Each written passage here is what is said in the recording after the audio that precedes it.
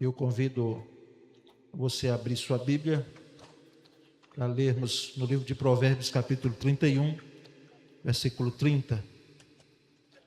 Provérbios 31, 30. O material vai ser projetado aqui para que a igreja possa acompanhar a explanação em cima do título Mulheres que marcam gerações. Mulheres que marcam gerações.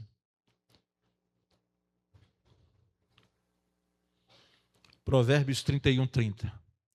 Ficou bom. Eu botei em rosa, com destaque em branco. Que receoso, porque não sei como ficaria a leitura. Dá para ler, dá para acompanhar. Eu, na realidade, queria vir com a camisa rosa. Terno rosa eu não tenho. A camisa rosa, pelo menos, mas pelo menos alguns traços da gravata. E eu sei, nem adianta dizer, o pastor está ainda com esse negócio de cor, mas eu sei que pelo menos as adolescentes gostam do rosa ainda, né? Então, as adolescentes me parecem que ainda se prendem ao rosa. Diz assim, irmãos, a beleza é enganosa e a formosura é passageira, mas a mulher que teme ao Senhor será elogiada. Vamos ler todos juntos? A beleza é enganosa e a formosura é passageira, mas a mulher que teme ao Senhor será elogiada. Irmãos, o escritor deste livro, que é atribuído a autoria a Salomão, rei de Israel, filho de Davi, foi o último rei do chamado Reino Unido de Israel, depois de Saul, depois de Davi. Salomão chega ao trono e ele faz esse livro de uma riqueza maravilhosa. Ele traz sabedoria aqui do início ao fim do livro. Aqui, nesse texto que lemos, esse versículo especificamente, o escritor ele não despreza a beleza. Não despreza a beleza, embora a beleza é muito subjetivo. O que é belo para você? O que é belo? Os nossos padrões de beleza, muitas vezes, eles estão estereotipados, não é? E muitas vezes se enaltece a beleza para determinada cultura, dentro de determinado padrão.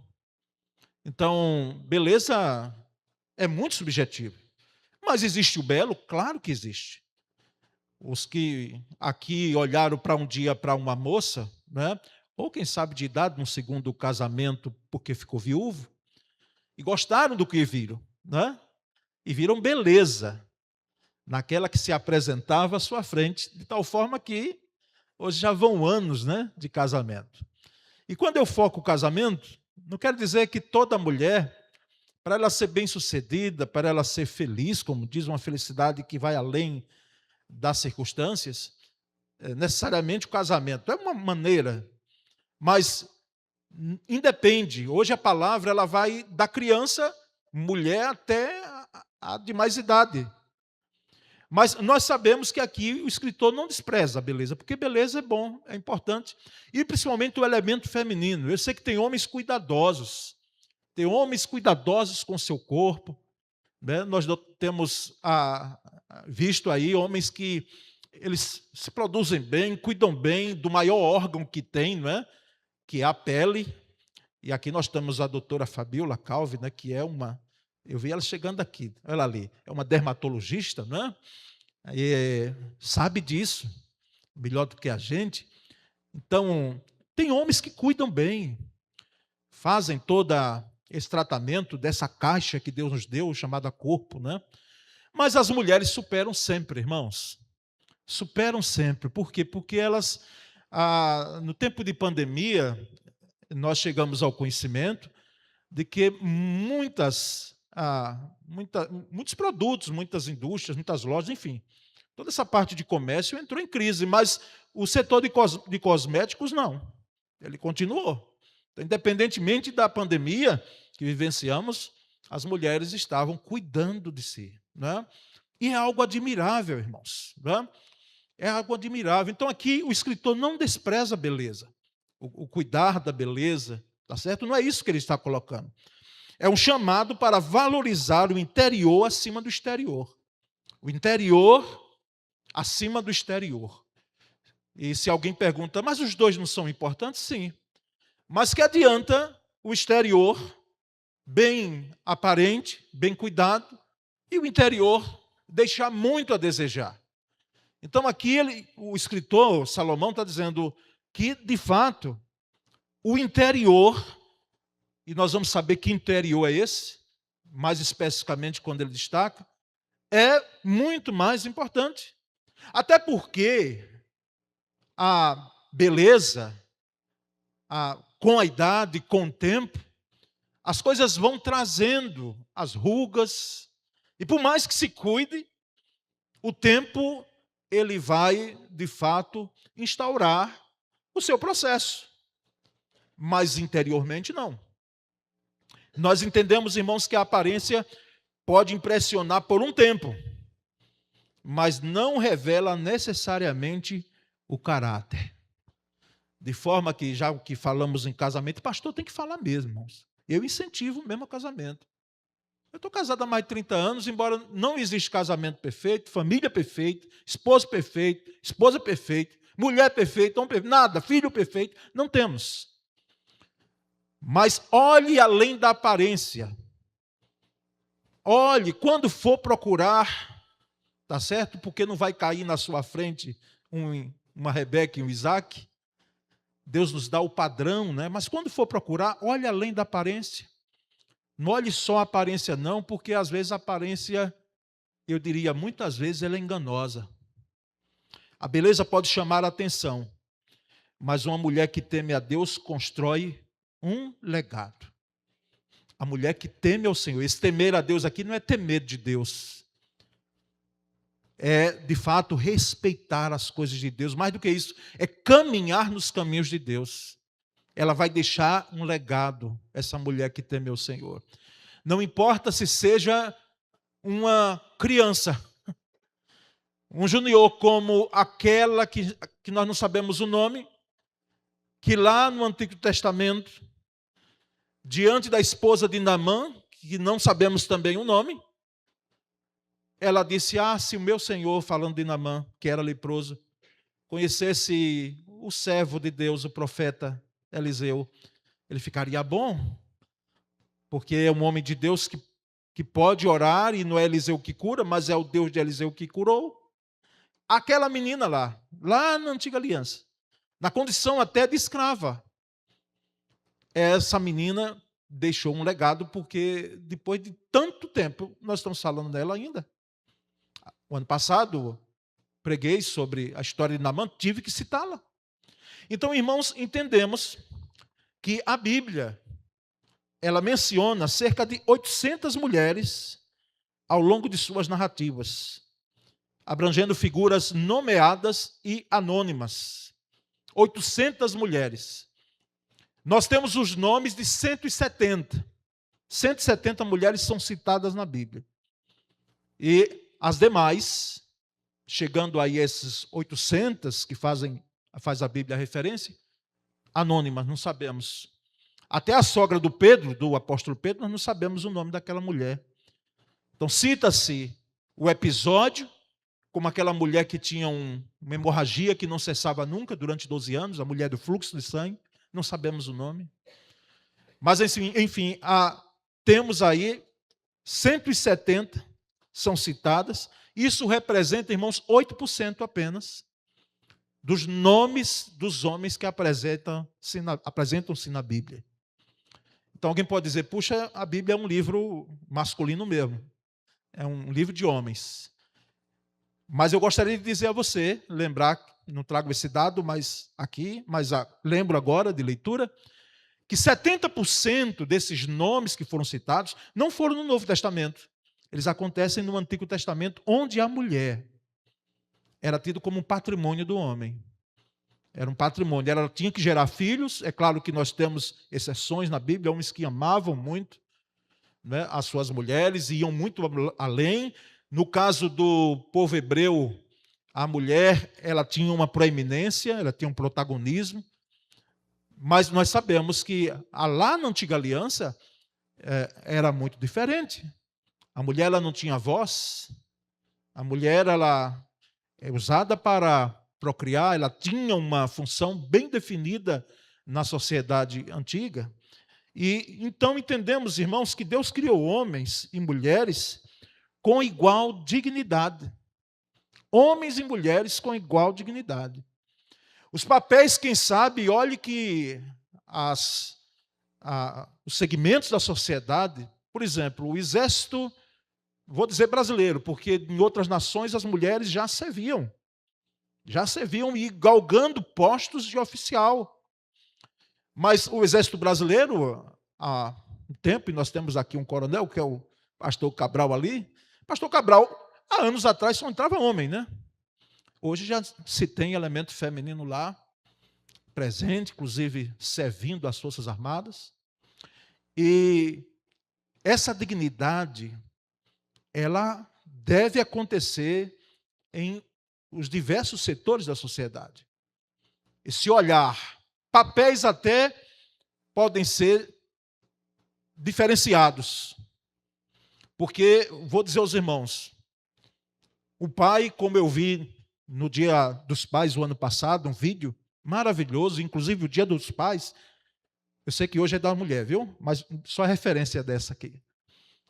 O Dia dos Pais foi criado porque um pai, ficando viúvo, criou o restante da sua prole, dos seus filhos, e a maioria dos seus filhos é composta de mulheres. E a filha, depois que cresce, depois que chega a uma proeminência nos Estados Unidos, faz com que o Dia dos Pais fosse criado em gratidão àquele pai que criou os seus irmãos, ela e seus irmãos. Mas isso, irmãos, nós não vimos todo dia. Para um homem é muito difícil, para um pai é muito difícil. Ficando viúvo, a não ser que venha um segundo casamento e olhe lá com todo cuidado, ele poder cuidar dos filhos. Por isso que nós incentivamos o casamento na viuvez, porque será um desafio enorme. A mulher consegue isso com muito empenho, mas consegue. Ela consegue. Eu vi mães, quando foram deixadas, lamentavelmente, pelo marido, porque trocou por alguém mais nova, e depois penou. Veja como a vida dá voltas, viu? Isso é uma mensagem para nós, homens. Depois essa mulher teve que cuidar, aliás, não apenas dos filhos, que criou e formou todos eles graduados, todos eles com a profissão.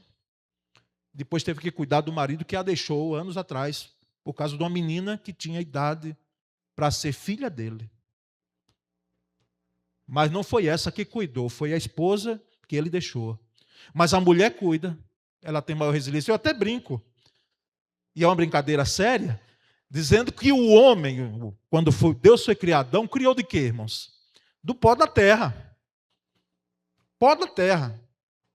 Mas quando ele criou a mulher, ele criou da costela de Adão, nessa teoria nossa que abraçamos criacionista, não é? Criou da costela de Adão, ou seja, de osso, é mais duro do que pó. A mulher é mais resiliente. A mulher tem mais paciência. É claro que nem todas, porque paciência também tem limites, eu sei disso. Nós sabemos. Mas, irmãos, reconhecer o papel da mulher na sociedade é fundamental. O papel das mulheres na história bíblica e na história da igreja, no passado e no presente. Ai, irmãos, a igreja é uma igreja que teve sempre a presença do elemento feminino, sempre. Eu lembro de colegas meus, pastores, em igrejas pequenas, sem citar nomes, mas que eles disseram, mais de um, quando foram casar, os recursos pequenos para comprar o enxoval, para comprar as coisas de casa, quem foi que mobilizou para que aquele pastor, junto com a sua esposa, recém-casados, tivesse o básico? Foram as mulheres. A chamada União Feminina Missionária Batista, que hoje são Mulheres Batistas, o nome dado. Foi a União Feminina, as mulheres da igreja, senhoras da igreja, que se juntaram e fizeram o que era possível. A Bíblia, irmãos, apresenta diversas mulheres que marcaram gerações. com sua fé, coragem e liderança, mostrando que Deus usa homens e mulheres igualmente em sua obra. Igualmente em sua obra. Eu não quero trazer o tema aqui, ordenação feminina, porque é para outro momento. Mas eu espero em Deus trazer uma palavra um dia à igreja. O que é que esse pastor pensa? Do ministério feminino na igreja. Não especificamente da ordenação ao pastorado feminino. Mas nós entendemos que as mulheres, elas deixam um legado, marcas, quando fazem uso positivamente das suas funções, um legado. Lamentavelmente, nós temos hoje dados, eu não os tenho aqui, mas isso é notório de pesquisa, com exceção a poucas, na mesma função, às vezes, ainda continuam ganhando menos que os homens. Continuam ganhando menos. E eu quero, irmãos, trazer... Olha, irmãos, essa palavra de hoje, essa mensagem foi uma das mais, aliás, desafiadoras para mim. Por quê? Porque quantas mulheres trazer? Quais mulheres trazer da Bíblia? Nós poderíamos trazer as anônimas, que não tem nenhuma citação de nome delas na Bíblia, mas nós trouxemos algumas delas, 5 delas, tá certo? E eu espero que aqui o tempo tenha condições de eu poder explanar de forma objetiva cada uma delas. A primeira delas, Eva, a mulher sem umbigo, porque foi perguntado lá no fórum que tivemos no último dia do nosso retiro, né? E foi feita por uma junior, uma adolescente quase, se Eva tinha umbigo, se Adão tinha umbigo, enfim, foram criados por Deus e todos nós nascemos aqui com uma cicatriz. Vindos de mulher, ninguém veio diferente. Se você está aqui nessa manhã, você nasceu de mulher, do ventre materno. E com uma cicatriz, todos nós, que é o umbigo. Mas, no caso de Eva, ela nasceu com umbigo, porque foi Deus que a criou. Isso aí só quem estava no retiro, e quem sabe outro dia a gente pode, né? Ou você tendo curiosidade, pode me procurar depois, para a gente poder encontrar resposta para isso aí. Porque a Bíblia não entra nesse detalhe, tá certo? Mas essa mulher foi criada por Deus. E sua história mostra tanto a fragilidade humana, a fragilidade dela, não apenas dela, mas do marido, porque a ordem foi dada ao marido para não comer do fruto, foi dada ao homem, mas ela vai se deixar levar pela tentação, inclusive de um ser que foi incorporado por Satanás, que é a serpente, que aqui dá pano para mim, para mangas de comentários, de especulações, que não é o nosso caso nessa manhã. Mas mostra a fragilidade humana, a susceptibilidade, a vulnerabilidade da mulher em ouvir. Homem é muito mais pelo que vê. Ele é firmado, focado muito mais no que vê. E mulher, isso já é fruto, né, de dados da ciência, de pesquisas, enfim. Muito pelo que ouve. Muito pelo que ouve. Veja que, assim como mostra a fragilidade feminina, mostra também, irmãos, a promessa de redenção a essa mulher. Note o texto aí de Gênesis 3,15, vamos ler juntos? Porém, inimizade entre ti e a mulher, entre a tua descendência e o seu descendente. Este te ferirá a cabeça e tu lhe ferirás o calcanhar. Para quem está entrando agora na vida cristã, vai ler isso aí e diz o que é. Como explica, pastor, como é isso aí? Na realidade, aí é chamado de proto-evangelho, ou seja, um evangelho anunciado antecipadamente na vinda de um descendente da mulher, um que nasceria da mulher, que esmagaria a cabeça da serpente, ou seja, um vencedor chamado, e aí aponta para Jesus Cristo. Os comentaristas bíblicos, eles são quase que unânimes em dizer, os evangélicos cristãos, de que isso se refere à vinda de Jesus. Então, assim como mostra a fragilidade humana, mostra também o caminho que a mulher trouxe para a redenção humana. Mas há uma segunda mulher bíblica, Ana, que inclusive compartilhei áudios de pregação de Ana em 2020, no Dia Internacional da Mulher do ano de 2020. Tinha esse áudio, tinha com BG, com o fundo musical, e compartilhei em alguns grupos que eu participo. A vida de Ana, a petição dela, a busca de Ana por um filho. Até porque nesse tempo a mulher precisava gerar, e a mulher que não gerasse era tida como uma mulher amaldiçoada, porque o ventre materno, a prole para o homem era muito importante. Além dos insultos da sua concorrente, uma concubina, o concubinato naquela época era permitido, mas nunca foi do agrado de Deus, repito, nunca foi. Senão Deus teria feito mais de uma Eva, mais de uma mulher para Adão, ele fez uma só. E o coração de um homem só se volta para uma mulher. Mas nós percebemos que aqui o desejo de Ana era ser mãe, e ela foi mãe não apenas de Samuel, que foi um líder em Israel. Ela pediu um filho a Deus, e depois que ela recebe esse menino com 6 anos de idade, quando ele era desmamado, ele foi desmamado, como naquela época os hebreus faziam, desmame com 6 anos, não é? Ela devolveu, ela levou à casa do Senhor, deixou sob os cuidados de Eli, o sacerdote, e aquele menino foi uma bênção para a nação israelita. 1 Samuel 1, 27 e 28, vamos ler juntos? Por este menino orava eu, e o Senhor me concedeu a petição que eu lhe fizera, pelo que também o trago como devolvido ao Senhor, por todos os dias que viver, pois do Senhor o pedi, e eles adoraram ali. Os nossos filhos são nossos. São nossos.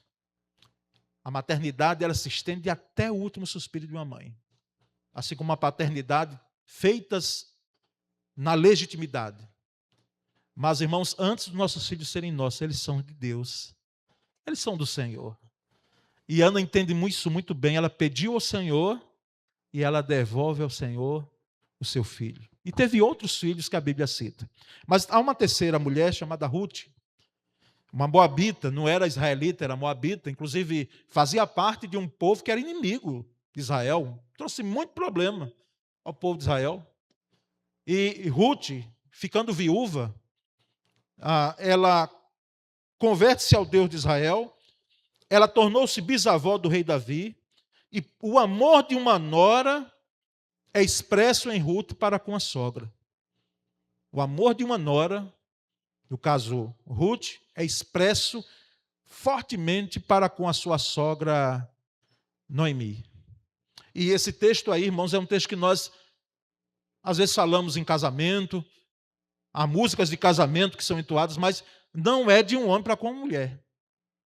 Esse texto aí é de uma nora para com uma sogra. E há um provérbio árabe que diz assim: nora, nora, nora, nora, um dia será sogra. Então é bom nós nos atentarmos a isso. Veja o respeito, a conversão, a dedicação que essa nora teve à sua sogra. Vamos ler juntos? Aonde quer que fores, irei eu, e onde quer que pousares, ali pousarei eu. O teu povo é o meu povo, o teu Deus é o meu Deus. Onde quer que morreres, morrerei eu, e aí serei sepultada. Faça-me o Senhor o que bem lhe aprouver, se outra coisa que não seja a morte me separar de ti. Ruth, ela diz, minha sogra, porque Noemi disse a ela, minha filha, faça como Ofra, a outra que tinha ficado viúva, e também nora de Noemi, vá para o seu povo, volte. Vocês estão desimpedidas, voltem. Não me acompanhe, eu sou uma mulher atribulada de espírito, com tantas perdas, o marido morreu, os 2 filhos morreram. E ela disse, minha sogra, não tem outra coisa senão a morte me separar de ti. E não apenas segue a sogra, mas segue o Deus da sogra. Então, uma mulher, irmãos, que ela deixa uma marca na história do povo de Israel. Mas vamos adiante. Lóide e Eunice, avó e mãe de Timóteo, pastor em Éfeso. Vamos ler esse texto juntos? Lembro-me de sua fé sincera, como era a de sua avó Lóide e de sua mãe Eunice, e sei que em você essa mesma fé continua. 3 gerações nós temos aqui. 3 gerações. Primeiro, a avó Lóide, mulher temente a Deus, israelita, convertida a Cristo, ao Evangelho. Eunice, mãe de Timóteo, filha de Lloyd. E temos o Timóteo, que foi uma bênção, esse jovem pastor, para a igreja em Éfeso, a ponto de o apóstolo Paulo escrever 2 cartas a ele, orientando como proceder diante da igreja de Éfeso e os líderes da igreja de Éfeso. E a última carta das 13 cartas que o apóstolo Paulo faz, a segunda carta a Timóteo, foi a última do apóstolo Paulo. Ele se refere a Timóteo, ele faz a carta direcionada a Timóteo. Mas aqui nós temos a importância, a marca de uma avó na vida de uma filha e na vida de um neto. Eu não sei aqui quantos lembram da vovó, né? Da avó. Minha avó paterna eu cheguei a conhecer, não é? Por pouco tempo. Faleceu em 1980, eu era menino ainda. Aqui tem meus irmãos. A avó materna eu não conheci. E nós sabemos a importância, você que teve uma avó zelosa, cuidadosa, temente a Deus, a influência na sua vida até hoje. Não apenas, porque diz que a avó é pai e mãe com açúcar, né? Os gostos que os pais não fazem, porque o filho quer, os avós fazem e brincando, né? Às vezes são cuidados com maior carinho, maior cuidado. Mas, irmãos, no caso de Timóteo, Lloyd, quem sabe, fez algumas comidas saborosas para aquele jovem, aquela criança ainda, quem sabe, lá atrás, experimentar. Mas o maior legado, a maior marca que Lloyd deixou para Timóteo e deixou para Eunice, a sua filha, foram os caminhos do Senhor. Temer ao Senhor. Um legado, o legado da fé. E aí nós vamos para uma última mãe. Aqui foi desafiador, irmãos. Estou trazendo essa, repito. E aqui colocando a dificuldade de escolher. Porque pensei em Débora, pensei, irmãos, em Esther, pensei em tantas outras que tiveram a proeminência, não apenas no campo das suas casas, mas no campo político, como Esther. Mas, enfim, o propósito é trazermos essas 5 e deixar claro que elas deixaram marcas maravilhosas na vida da família e na sociedade. Maria, mãe de Jesus. Maria, mãe de Jesus. Nós entendemos, irmãos, que Maria é mãe de Jesus e ela não deve ser venerada e adorada. Nenhuma prece deve se voltar hoje para Maria. Nós entendemos isso. E eu peço que, se existe algum católico aqui, ou vai ver esse vídeo, eu gostaria que você entendesse que nós, se alguém tem feito de forma errada. As críticas assintosas, mas nós respeitamos Maria, mãe de Jesus. Que mulher! Nós respeitamos, nós entendemos que o papel dela não foi apenas fundamental. Ela se submeteu a situações que hoje seria fruto de falatórios na sociedade da nossa época. Certamente sairia em rede social. E esse texto de Lucas 1,38, Maria deixa sua marca. Vamos ler juntos? Então disse Maria: aqui está a serva do Senhor, que se cumpra em mim conforme a tua palavra. Submissão, obediência. Ela se dedica àquele propósito, porque aquele ser angelical, o contexto diz, se apresentou diante dela e disse: salve, agraciada, e disse que dela nasceria o Cristo Redentor. E essa moça aqui, Maria, não tinha mais do que em torno de 14, 16 anos. A mulher judia chegava a casar mais ou menos com essa idade. E ela, admirada, ficou certamente, mas ela submeteu-se à vontade de Deus. cumpra-se em mim conforme a tua palavra. Uma mulher que se dedicou àquilo que nós entendemos como o propósito de Deus e na história da redenção. Então é a mulher que deixa a sua marca. Mas eu trago considerações finais, irmãos, a essa palavra. Primeiro, essas mulheres, elas tinham histórias muito diferentes. As histórias são diferentes em toda a Bíblia. Nós temos rainhas, nós temos princesas, nós temos esposas de reis, nós temos mulheres lavradoras, nós temos, enfim, todo um leque de mulheres que atuaram em diversos segmentos. Mas as histórias são diferentes, mas todas elas têm algo em comum. As escolhas delas impactaram gerações, impactaram vidas, impactaram uma sociedade, impactaram uma igreja. Quer ver? Desafiador seria eu citar o nome de alguma mulher aqui viva ou que já se foi. Certamente cometer injustiça, porque quantas mulheres passaram por essa igreja, desde lá do seu nascedor até onde temos existe, até hoje. Deixaram marcas maravilhosas na vida dessa igreja. Segundo, o papel feminino na Bíblia é também de protagonismo na história. Ela não é uma coadjuvante, não. A mulher nas Escrituras Sagradas, na Bíblia, ela tem também o seu papel protagonista. Jesus apresenta-se a uma mulher quando ele ressurge, quando ele tem a sua ressurreição. A uma mulher. É a mulher a portadora dessa boa nova. Terceiro, quando uma mulher é alcançada pela graça redentora de Cristo, irmãos, uma casa inteira pode ser alcançada. Quando uma mulher é alcançada, e nós temos exemplos aqui, não é? Irmã Joelita, me permita citar o seu nome e o seu caso. Nós temos Joelita ali atrás com o Nivaldo. Joelita veio primeiro com os filhos, e Nivaldo é fruto de oração de Joelita, não é verdade? E assim outros exemplos, citei só esse, viu? Para ver que esse homem hoje está aqui pelo testemunho de Joelita, pela graça de Deus na vida dela. Assim como uma criança. Eu trabalhei no interior, eu comecei no interior. Essa igreja me enviou lá, os irmãos já sabem, lá para uma cidade de 150 quilômetros daqui. Que bênção foi a igreja com 12 membros. Igreja pequenininha, e que hoje está pujante.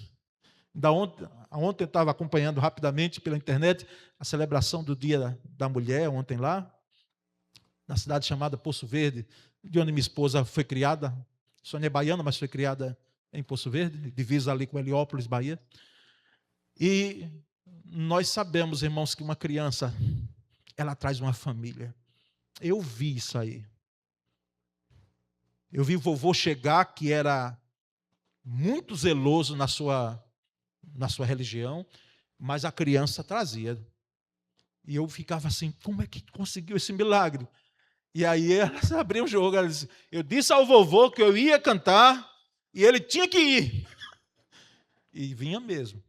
E esse vovô depois estava sentando, ele já estava batendo palma, participando do culto, depois ele já estava sendo batizado, e depois ele já estava participando da igreja do Senhor. Toda uma família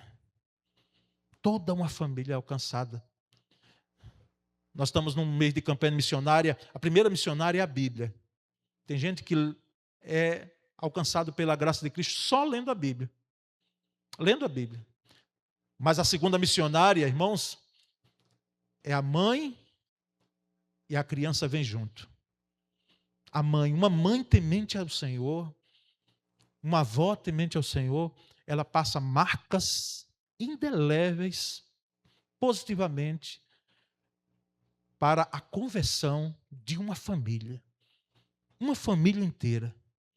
Muitas vezes é alcançada pela graça de Deus. Nós temos o caso de Lídia.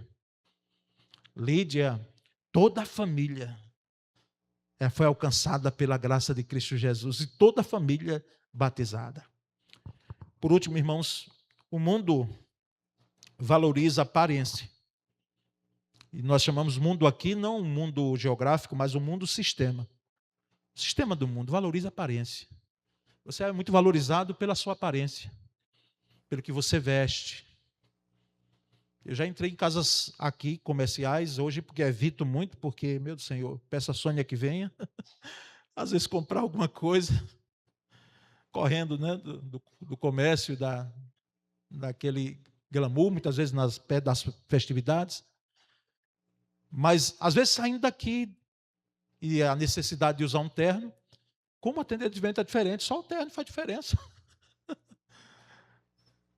A aparência, o mundo valoriza a aparência. A beleza estereotipada, né? Mas Deus valoriza caráter. Então, mulher, cuide da sua aparência, tá certo? Eu repito, o escritor aos Provérbios não está dizendo que você deve ser desleixada, não. Ao contrário. Mas cuide mais ainda do caráter. Não negocie valores. Não abra mão dos seus princípios. Já desse eu compartilhei algo que me chegou interessante. Eu compartilhei com alguns aqui. Troque as suas folhas, viva as estações diferentes, não é? Mas não troque as suas raízes, ou seja, não perca os seus princípios. Isso não é ser legalista, não.